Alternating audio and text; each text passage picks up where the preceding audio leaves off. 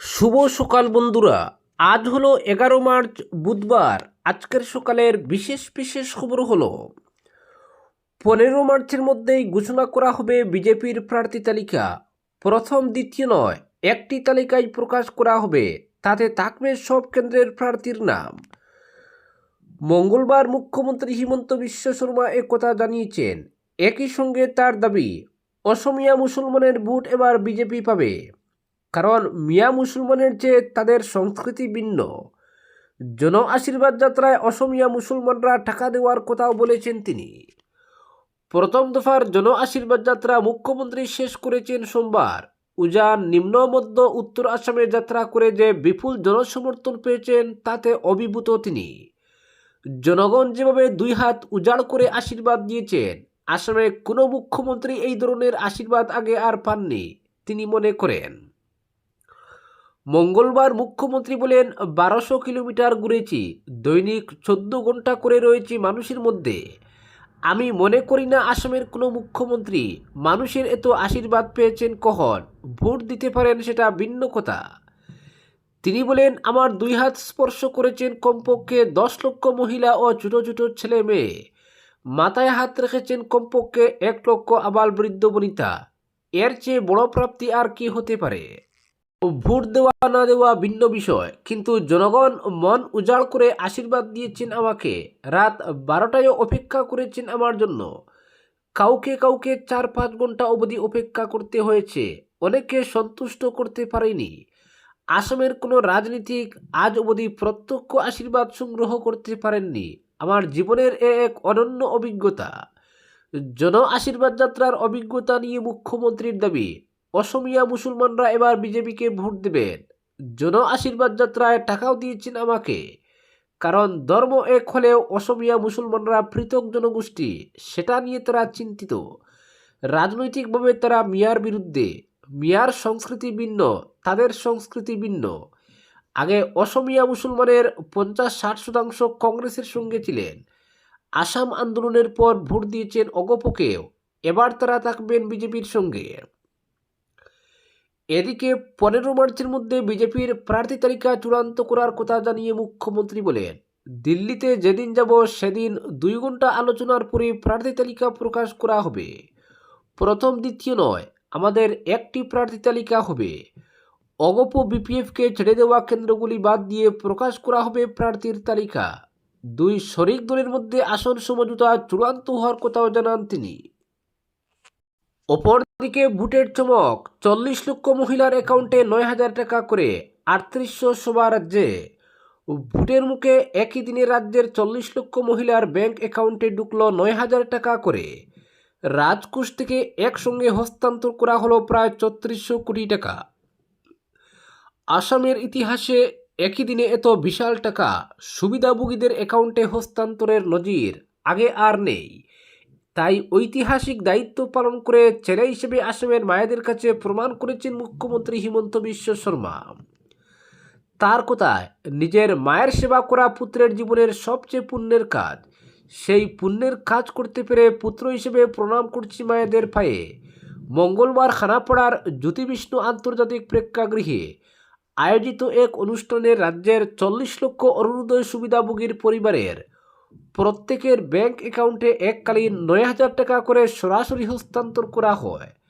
আগামী বহাগ বিহু এবং ভোটের বৈধ আচরণবিধির কথা মাথায় রেখে একসঙ্গে 3 মাসের টাকা দেওয়া হয় সুবিধাভোগীদের। গুয়াহাটিতে কেন্দ্রীয় অনুষ্ঠানের পাশাপাশি রাজ্যের 38শোর বেশি স্থানে আয়োজিত জনসভায় মহিলারা ভার্চুয়াল পদ্ধতিতে এই কর্মসূচিতে যুক্ত হন। অনুষ্ঠানে নিজের ভাষণে মুখ্যমন্ত্রী বলেন, কোভিড অতিমারির কঠিন সময়ে যখন জীবন ও জীবিকার সংকট দেখা দিয়েছিল, তখন মহিলাদের সহায়তার লক্ষ্যেই ওই প্রকল্পের সূচনা করা হয়েছিল। প্রাথমিক পর্যায়ে 18 লক্ষ মহিলাকে মাসে 830 টাকা করে দেওয়া হতো। এরপর সুবিধাভোগীদের সংখ্যা বৃদ্ধি হয়ে 24 লক্ষ হয় এবং টাকার পরিমাণ বেড়ে 1,000 টাকা হয় মাসে। বর্তমানে অরুণোদয় 3.0 মাধ্যমে 40 লক্ষ সুবিধাভোগী মহিলা প্রতি মাসে 1250 টাকা করে পাচ্ছেন। মুখ্যমন্ত্রী আশ্বাস দেন, আগামী দিনে রাজ্যের বাকি 10% মহিলাকেও ওই প্রকল্পের আওতায় আনা হবে। তিনি জানান, এখনও অবধি ওই প্রকল্পের মাধ্যমে আসামের মহিলাদের জন্য মোট 17,000 কোটি টাকা ব্যয় করা হয়েছে। এর মধ্যে আজই 3400 কোটি টাকা বিতরণ করা হয়েছে। রেশন ব্যবস্থায় আরও সংযোজনের কথা জানিয়ে মুখ্যমন্ত্রী বলেন, বর্তমানে কেন্দ্র ও রাজ্য সরকারের সহায়তায় বিনামূল্যে চালের পাশাপাশি 100 টাকায় ডাল, চিনি ও নুন দেওয়া হচ্ছে। ভবিষ্যতে চিনি, ডাল, নুনের সঙ্গে সরষের তেল এবং আধা কেজি করে চা পাতাও দেওয়ার চিন্তাভাবনা করছে সরকার। ভবিষ্যৎ পরিকল্পনার কথা জানিয়ে মুখ্যমন্ত্রী বলেন, আগামী 5 বছরে 2 লক্ষ সরকারি চাকরির পরিকল্পনা করা হয়েছে। এছাড়া প্রধানমন্ত্রী আবাস যোজনার অধীনে আসামের বঞ্চিত 5 কোটি নতুন পরিবারকে আবাস গৃহ দেওয়া হবে। মুখ্যমন্ত্রী মহিলা উদ্যমিতা অভিযানের মাধ্যমে মহিলাদের 25,000 টাকা করে দেওয়া হবে এবং 10 লক্ষ যুবক যুবতীকে আত্মনির্ভর আসাম অভিযানের আওতায় আর্থিক সাহায্য করা হবে। এদিনের অনুষ্ঠানে অর্থমন্ত্রী অজন্তা নেওগ, বিধায়ক সিদ্ধার্থ ভট্টাচার্য, ভবেশ কলিতা এবং রাজ্য সরকারের মুখ্য সচিব রবি কুটা সহ বহু বিশিষ্ট ব্যক্তি উপস্থিত ছিলেন।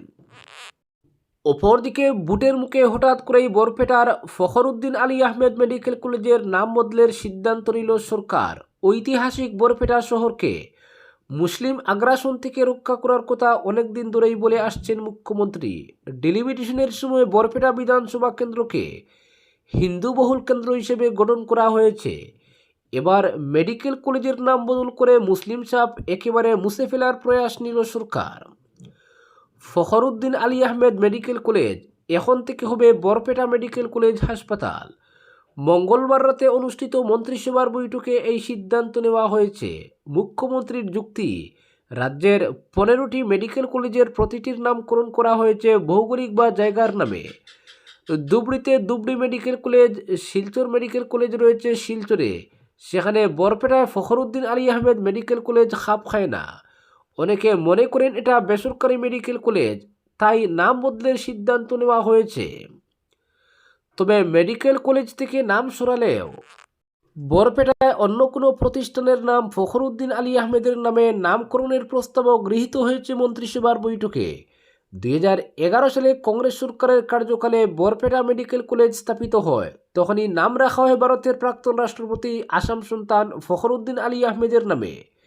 কিন্তু বরপেটার হিন্দু পরিচয় দিতে তরুণ গগৈর সরকারের সেই সিদ্ধান্ত মুছে ফেলল হিমন্তের সরকার। মন্ত্রিসভার বৈঠকে আরও বেশ কিছু গুরুত্বপূর্ণ সিদ্ধান্ত হয়েছে। এর মধ্যে উল্লেখযোগ্য হচ্ছে 37টি চা উপজাতি গোষ্ঠীকে ওবিসির স্বীকৃতি দেওয়া। মুখ্যমন্ত্রী জানান, চা বাগানের বাসিন্দা 37টি চা উপজাতি গোষ্ঠীর লোকেরা এতদিন ধরে ওবিসি, এমওবিসির স্বীকৃতি পাননি। অন্য সম্প্রদায়ের সাব কাস্ট হিসেবে ছিলেন। ফলে এখন থেকে ওই 37টি চা উপজাতি গোষ্ঠী ওবিসির স্বীকৃতি পাবে। ভোটের মুখে গুয়াহাটি মহানগরের বিভিন্ন পাহাড়ে বসবাসকারী লোকদের জমির পাট্টা প্রদানের সিদ্ধান্ত নিয়েছে সরকার। অপরদিকে দেশ জুড়ে গ্যাস সংকট, জরুরি আইন জারি কেন্দ্রের।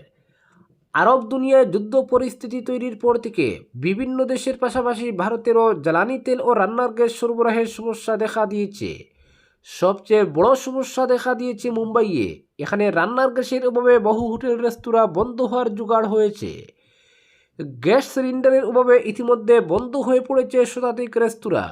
সংকট আরও গভীর হওয়ার আশঙ্কায় কেন্দ্র সরকার অতি প্রয়োজনীয় পণ্য সরবরাহ নিয়ন্ত্রণ আইন বা এসমা জারি করেছে। এর ফলে গ্যাসের সরবরাহ নিয়ন্ত্রণে আনতে পারবে সরকার। উল্লেখ্য, 1955 সালের ওই আইনে অত্যাবশ্যকীয় পণ্য নির্ধারিত মাত্রার অতিরিক্ত পরিমাণে মজুত, বিক্রি এবং ব্যবহারে নিষিদ্ধ। সংশ্লিষ্ট মহল জানিয়েছে, এই আইনের সবচেয়ে গুরুত্বপূর্ণ দিক হল উৎপাদন ও যোগানের সঙ্গে সঙ্গতি রেখে সমতাভিত্তিক বিপণন। কেন্দ্রীয় বিজ্ঞপ্তিতে জানানো হয়েছে, এলপিজি বুকিংয়ের নিয়ম আরও কঠোর করা হয়েছে। আগে 21 দিন অন্তর বুকিং করা যেত, এখন তা বাড়িয়ে 25 দিন করা হয়েছে। সরকারের দাবি, অতিরিক্ত মজুত ও কালোবাজারি রুখতে এই পদক্ষেপ। তেল কোম্পানিগুলিকে ঘরোয়া বাজারে সরবরাহ স্বাভাবিক রাখতে উৎপাদন জোরদার করার নির্দেশ দেওয়া হয়েছে। বিজ্ঞপ্তিতে আরও বলা হয়েছে, নির্ধারিত মাত্রার অতিরিক্ত পরিমাণে রান্নার গ্যাস মজুত করা হলে সরবরাহকারীর লাইসেন্স বাতিল করা হবে। সর্বভারতীয় এই আইনে রাজ্য সরকারগুলিও প্রয়োজনীয় পদক্ষেপ গ্রহণ করতে পারবে। সরকার স্পষ্ট করেছে, পাইপলাইনের মাধ্যমে সরবরাহ হওয়া পিএনজি পরিষেবা স্বাভাবিক থাকবে। যানবাহন ও গণপরিবহনের জন্য সিএনজি সরবরাহ শতভাগ বজায় রাখা হবে।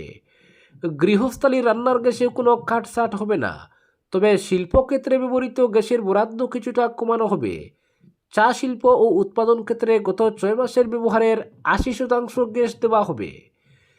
সার উৎপাদন সংস্থাগুলি পাবে 70%, তেল শোধনাগারকে বরাদ্দ করা হবে 65% গ্যাস। রেস্তোরাঁগুলির জন্য আলাদা কমিটি গঠন করে গ্যাস বরাদ্দ নির্ধারণ করা হবে।